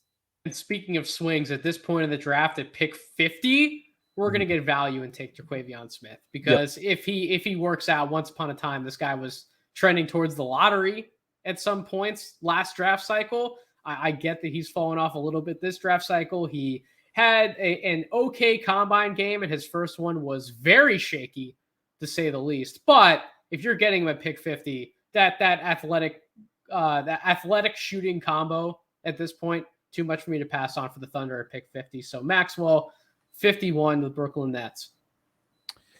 Yeah, I kind of am at the point where I'm just gonna like take the guy that I think is the safest, because like most of these picks don't turn out right. Like, so if there's a guy that you're like, I think this guy will be around the league for a long time, like I think in this range you generally just take him. I'm not a big Day'Ron Sharpe believer, never really have been. But there is a center I like quite a bit left on the board here, and that's Cliff Amore out of Rutgers. Measured crazy long, right? Like 7'6" wingspan, super mobile, plays his butt off, rim runs hard, gets back on defense every trip down the court. I think he's just going to be around for a long time. There aren't that many guys that are as toolsy and athletic as he is. And even if he's a bit raw, the way that I always buy the guys who play really hard are going to find ways to get better. And I think that's going to be the case with Amore.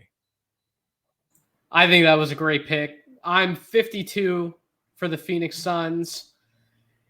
I would have loved to get somebody like Ben Shepherd here. I think a week ago that was 100% possible. Now, unfortunately, I don't think there is a world in which it's possible. But we can still get a dynamic backup point guard, someone who can also provide shooting and versatile shot making when he's on.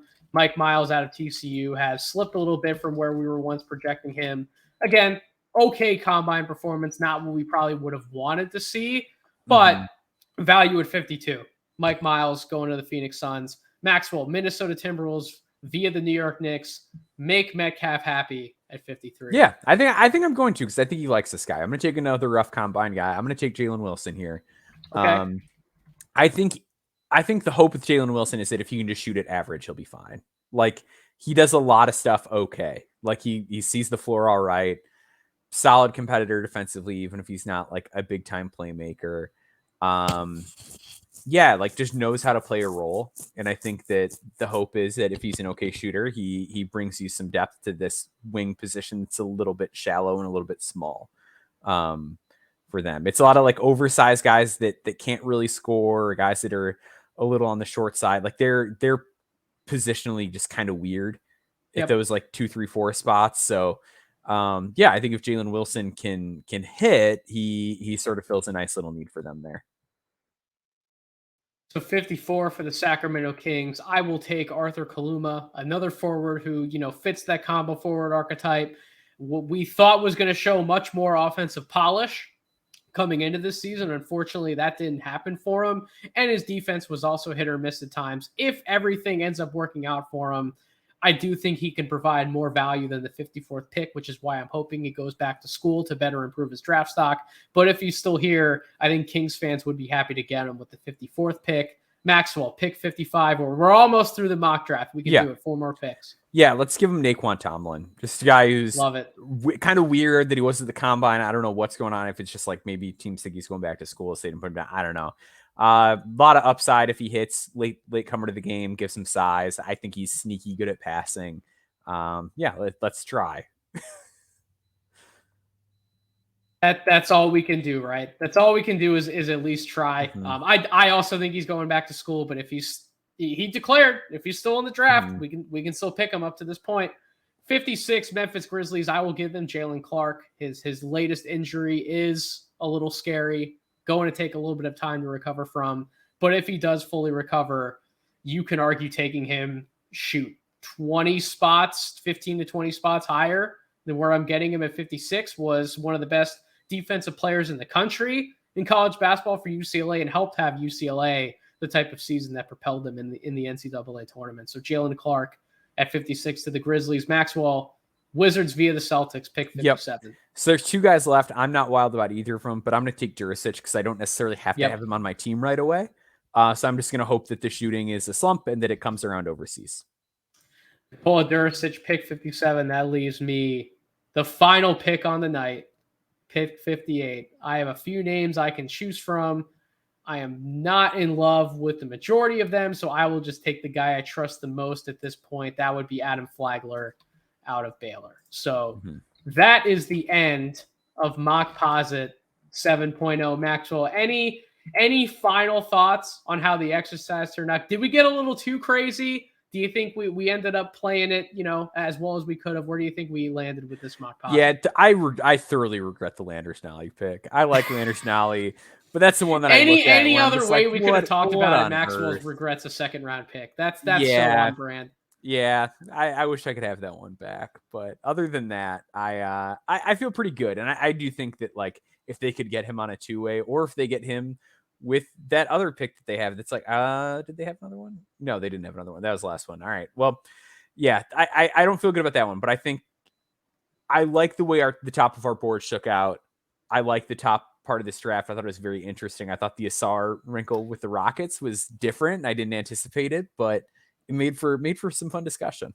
I think it did, and that's the one pick that I would circle as well, where if we did this Mockposite exercise again, and when we do it again, I can't imagine that Asar will be the pick, but I think the Rockets should be open to not just the men, but also Asar because of how he can complement and build out the rest of his offensive game and how he can fit with everyone else. So other than that, I really do like a lot of the directions that we went in this Mockposite exercise, but hopefully you in the audience found our discussion and our picks certainly interesting. We will have a physical copy of this Mockposite draft up on social media shared with the episode. So if you're not following me on Twitter at DraftDeeper, if you're not following Maxwell on Twitter at Boundboards, or the most egregious sin of them all, if you're not following No Ceilings NBA on Twitter at No Ceilings NBA, please make sure you're doing so because we are always sharing stuff on social media, all of our content platforms, IG, TikTok, YouTube.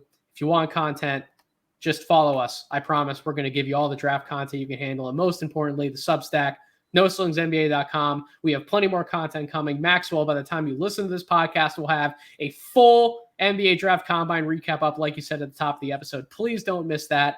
I will be breaking down some fun draft scenarios at the top of the lottery. Some of these teams will have difficult decisions to make. What would I advise them to do if I were in that position? And oh, by the way, one last plug, home and away Tuesday morning. I promise you don't want to miss it. Should I give it away, Maxwell? Yeah, it's time. People want to know because I know, and I've been like having a hard time keeping my mouth shut about it. If people are still listening to this podcast an hour 42 minutes in, they do deserve to know who the home and away guest is. I have Coach Jason Hart of G League Ignite joining me on an episode of Home and Away. I promise he was a fantastic guest, someone who's been around the game at a high level for a long time. You do not want to miss some of his thoughts and takes on his guys, as well as where the game of basketball is going, where the G League is at. I promise it's thoughtful and engaging conversation. So make sure you're staying tuned to the podcast platform, wherever you get your podcasts, Apple Podcasts, Spotify, YouTube for this show, as well as many others, including the Home and Away episode dropping on Tuesday morning. But until we meet again on this podcast, thank you so much for listening. I hope you all have a wonderful rest of your week.